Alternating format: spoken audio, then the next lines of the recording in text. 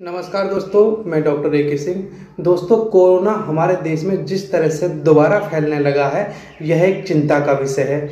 इसलिए ज़रूरी है जो भी सेफ्टी प्रिकॉशन हमारी भारत सरकार ने बताए हैं कोरोना से बचाव के लिए, उनका आप पालन करते रहिएगा, क्योंकि उसमें आपको सोशल डिस्टेंसिंग का पालन करना है, मास्क लगाना है और अपने बार बार अपने हाथों को धुलते रहना है, क्योंकि कोरोना बहुत तेज़ी से हमारे देश में और सारी दुनिया में दोबारा फैलने लगा है। तो इसके लिए ज़रूरी है कि वैक्सीनेशन करवाया जाए। अब 45 साल से ऊपर सभी को वैक्सीन लगाई जा रही है। तो जब वैक्सीन लग जाएगी तो वैक्सीन लगने के बाद वो काफ़ी हद तक कोरोना से बच सकते हैं, क्योंकि कोरोना की जो फर्स्ट डोज लगती है, फर्स्ट डोज के लगने के बाद जो एंटीजन जो बॉडी के अंदर पहुंचते हैं, उनके खिलाफ बॉडी का इम्यून जो सिस्टम होता है वो एंटीबॉडी बनाता है। और एंटीबॉडी जब हमारे शरीर में बन जाती हैं, यदि कोई इन्फेक्शन होगा तो वो काफ़ी हद तक पहले से जो मौजूद एंटीबॉडी हैं वो वायरस को ख़त्म करने की कोशिश करेगी। और जब सेकंड डोज जो लगती है, सेकंड डोज एक बूस्टर का काम करती है, जो कि एंटीबॉडी जब हमारे शरीर में बन चुकी हैं वो उनको बूस्टअप करेंगी, जिसकी वजह से हम यदि कोई बाहर से कोई इन्फेक्शन कोरोना का होता है तो वो उनको बहुत ही दुगनी ताकत से वायरस के खिलाफ हमारी एंटीबॉडी लड़ती हैं।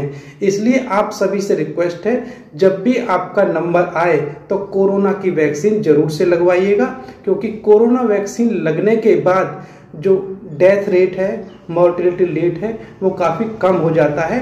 कोरोना वायरस का इन्फेक्शन यदि आपको होता है तो उसमें आपको ज़्यादा फैटल मतलब घातक परिणाम नहीं होंगे। चलिए मैं आपको दिखाता हूं कि किस तरह से कोरोना की वैक्सीन लगाई जाती है, इसमें क्या क्या किया जाता है। चलिएगा।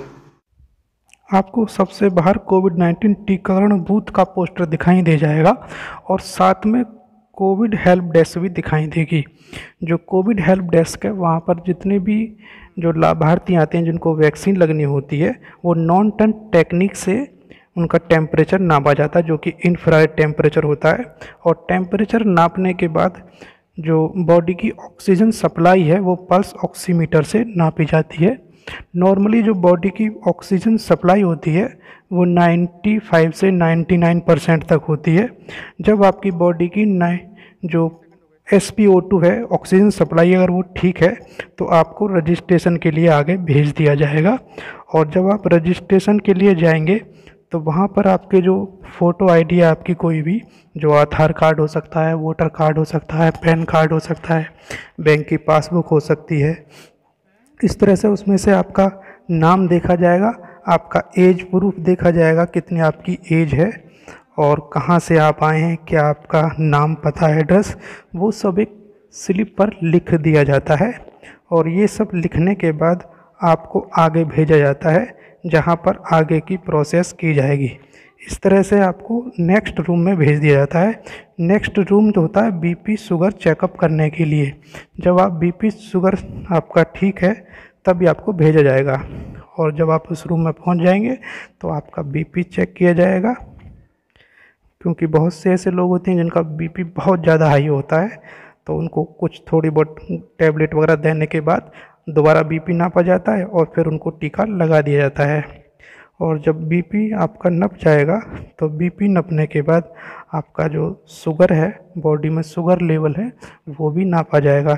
इसलिए बताया जाता है कि जब भी टीका लगवाने के आएँ बिल्कुल खाली पेट ना आएँ, कुछ खा कर ही आप आएँ। जब आप हॉस्पिटल में आएंगे तो बिल्कुल खाली पेट आपको नहीं आना है, खाना खाने के बाद ही आना है, क्योंकि खाली पेट वैक्सीन नहीं लगती है। जब आपका बीपी ठीक होगा तो आपको फिर ब्लड शुगर भी आपका नापा जाएगा। जो कि ब्लड शुगर है वो भी नॉर्मल ही होनी चाहिए। यदि किसी की बहुत ज़्यादा शुगर होती है तो उनको पहले बता दिया जाता है कि कल आप शुगर की गोली खा के आना, जिससे ब्लड शुगर नॉर्मल आए। और जब ब्लड शुगर नॉर्मल होती है तो उनको फिर आगे भेजा जाए, जहाँ पर उसका मोबाइल पर जो कोविन ऐप है वहाँ पर उसका रजिस्ट्रेशन होता है। और कोविन ऐप पर रजिस्ट्रेशन करने के लिए जो उसकी फ़ोटो आईडी होती है लाभार्थी की, उस फ़ोटो आईडी का फ़ोटो लिया जाता है। और साथ में जो लाभार्थी है, मतलब जो पर्सन है, उसकी भी एक फ़ोटो ली जाती है और फ़ोटो लेने के बाद जो कोविन ऐप है उसमें उसको अपडेट कर दिया जाता है। इस तरह से जो कोविन ऐप में अपडेट करने के बाद जो वहाँ पर मौजूद वैक्सीनेटर होते हैं वो उसको वेरीफाई करते हैं और वेरीफाई करने के बाद उस पेशेंट को वैक्सीन लगने के लिए दूसरे रूम में भेज दिया जाता है और उसके बाद पहुंचता है वैक्सीनेशन रूम में लाभार्थी। और वैक्सीनेशन रूम में सबसे पहले पेशेंट की डिटेल चेक करने के बाद और उसका एक वैक्सीनेशन कार्ड बनाया जाता है जिसमें वैक्सीन से संबंधित जानकारी होती है कि वैक्सीन कौन सी डिटेल है, वैक्सीन की कौन सी वैक्सीन इसको लगी है और उसमें इमरजेंसी कॉन्टैक्ट नंबर लिखे जाते हैं। और लिखने के बाद फिर उसको पेशेंट को जो वैक्सीनेटर है वो वैक्सीन लगाते हैं और जब वैक्सीन लग जाती है तो उसको 4 महत्वपूर्ण संदेश भी वैक्सीनेटर द्वारा दिए जाते हैं, जैसे कि आपको कोरोना से बचाव की वैक्सीन लगाई गई है, यदि घर पर भी कोई प्रॉब्लम हो तो आप दिए गए कॉन्टैक्ट नंबर पर संपर्क करें। तीसरा होता है कि कोविड-19 की जो दूसरी डोज है वो 42 दिन बाद आपको लगेगी। और चौथा होता है यदि आपको वैक्सीन लग गई है उसके बाद भी कोरोना बचाव के सारे तरीके आपको अपनाने होंगे और इसके बाद आपको नेक्स्ट रूम में भेज दिया जाता है जो कि होता ऑब्जर्वेशन रूम। ऑब्जर्वेशन रूम में जाने के बाद वहाँ पर जो पहले से ही कुछ पेशेंट बैठे रहते हैं और आप भी वहीं बैठ जाते हैं। वहाँ पर अटेंडेंट जो डॉक्टर्स या स्टाफ जो होते हैं वो आपको ऑब्जर्व करते हैं कि कोई अनएक्सपेक्टेड रिएक्शन तो नहीं हो रही है।